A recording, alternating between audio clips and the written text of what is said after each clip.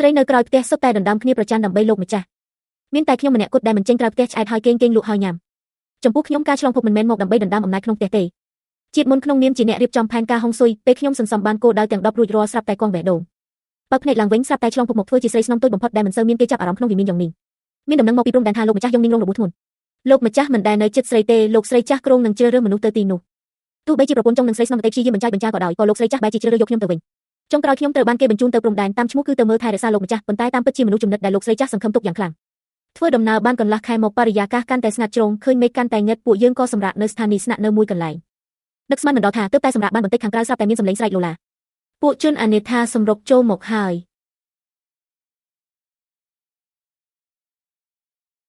ឯងលោតទៅមុនទៅលឿនឡើងហេ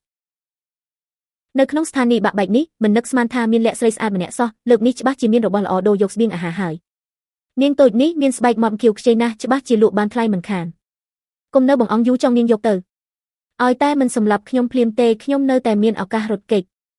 បងប្រុសទាំងពីរមេត្តាស្រាលដៃបន្តិចទៅខ្ញុំមិនរករឿងហើយក៏មិនរត់ដែរខ្ញុំនឹងសហការជាមួយពួកបងដោយស្ដាប់បង្គាប់ស្រីម្នាក់នេះប្រហែលជាភ័យខ្លាចរហូតដល់លប់ហើយដឹង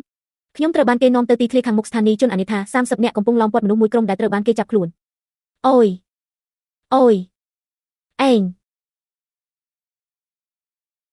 មិននឹកស្មានថាជាបុរសសង្ហាដែលកម្រនឹងជួបសោះ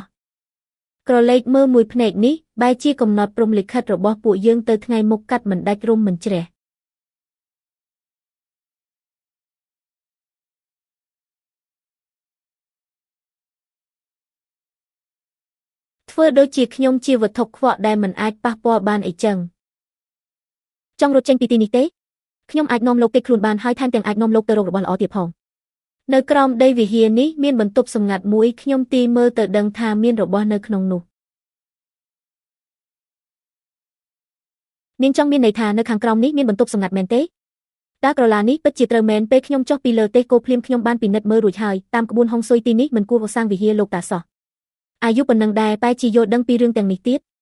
ចេះដឹងបន្តិចបន្តួចប៉ុណ្ណោះទីនេះទោះបីជាក្នុងបង្អែកភ្នំខាងមុខមានទឹកប៉ុន្តែជាទម្រង់ទំនេរបែរមុខទៅរកភាពពេញលេញដើមឡើយជាភ្នោខ្មោចបែរជាមកសាងសង់វិហារលោកតាឃើញច្បាស់ណាស់ថាអ្នកសាងសង់ចង់ខ្ចីផ្សែងធូបកន្លែងលាក់ភូតាងរបស់ស្ដេចសៀនដែលពួកគេស្វែងរកមិនឃើញបែរជាខ្ញុំនិយាយត្រូវចំល្មមចាំព្រឹកស្អែកពេលជនអានេថាយកអាហារពេលព្រឹកមកឲ្យខ្ញុំនឹងบอกពួកគេថាមានកំណត់នៅក្រោមដីបន្ទាប់មកពួកយើងឆ្លៀតឱកាសវឹកវរពិតមាត់បើសិនជាពួកជនអានេថាដឹងរឿងទាំងនេះតើនឹងមានផលវិបាកអ្វីខ្លះនាងដឹងទេហើយការប្រែប្រួលបន្ទាប់មកទៀតគឺហួសពីការស្មានរបស់ខ្ញុំទាំងស្រុងបាញ់សញ្ញាគុំទុកជីវិតម្នាក់ណាឲ្យសោះឃើញទស្សនវិជ្ជាបែបនេះខ្ញុំស្ដាយក្រោយសឹងតែឃ្លីពូវៀនទៅហើយដឹងអីចឹងគាត់មិនមែនជាមនុស្សធម្មតាទេមិនបាច់ចាំខ្ញុំមកដល់យោបល់នាំតែហត់ទេពិតជាខាតបង់ធំធេងណាស់គេបានបញ្ជូនប្រជាជនស្លូតត្រង់ដែលរងគ្រោះចុះពីលើភ្នំជាក្រុមបែរជាទុកតែខ្ញុំម្នាក់ឲ្យនៅទីនេះទៅវិញបងប្រុសខ្ញុំគ្រាន់តែជាគូដណ្ដឹងរបស់ទាហានតូចម្នាក់ប៉ុណ្ណោះលោកមើលចុះខ្ញុំក៏អាចត្រឡប់ទៅវិញបានដែរមែនទេនាងមិនមែននិយាយថានាំខ្ញុំមកស្វែងរករបស់ទេអីបើអីចឹងមែនត្រូវតែរកវាឲ្យឃើញសិនទើបបាន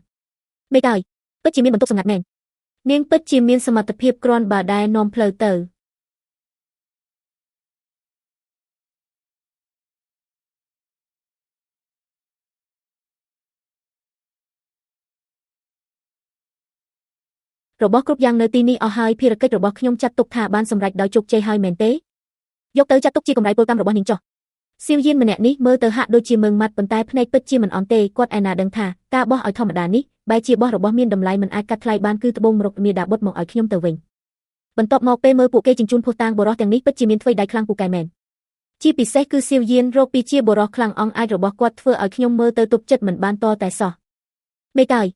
នាងតូចនោះប្រហែលជាមានចិត្តលើលោកហើយដឹងកុំនិយាយច្រើនស្វែងរកបំណែកត្រាបញ្ជាពាក់កណ្ដាលទោះបីជាត្រូវកំទេចទីនេះចោលក៏មិនត្រូវឲ្យធ្លាក់ទៅក្នុងដៃស្ដេចសៀនដែរមេកាយបងប្អូនដែលបញ្ជូនជនអានេថាត្រូវបានគេឆ្មក់វាយប្រហារហើយមិនទាន់ដល់ជើងភ្នំផងក៏ត្រូវទាហានឯកជនរបស់ស្ដេចសៀនឡោមព័ទ្ធជុំចិត្តតែម្ដងតើស្ដេចសៀននាំមនុស្សមកប៉ុន្មានអ្នកប្រហែលជាមានទាហានសេះ500នាក់ពីនេះហើយគុំលេខគ្នាបែបនេះប្រៀបដូចជាយកសុទ្ធទៅចូលនឹងថ្មីចឹង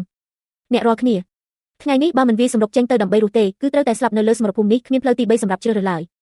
ជាជាងធ្លាក់ទៅក្នុងដៃស្ដេចសៀនត្រូវគេធ្វើបាបរហូតដល់ស្លាប់មិនស្មើនឹងខ្ញុំផ្ដល់ភាពងាយស្រួលឲ្យនាងមុនទេអីបងប្រុសកុំអើខឹងអី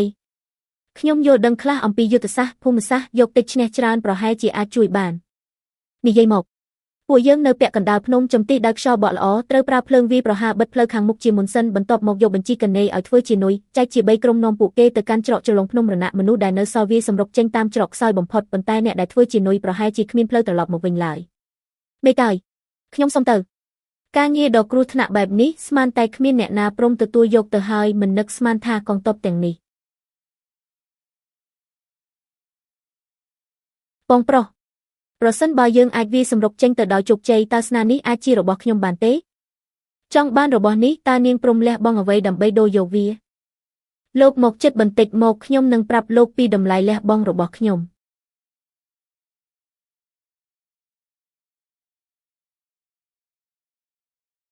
នេះ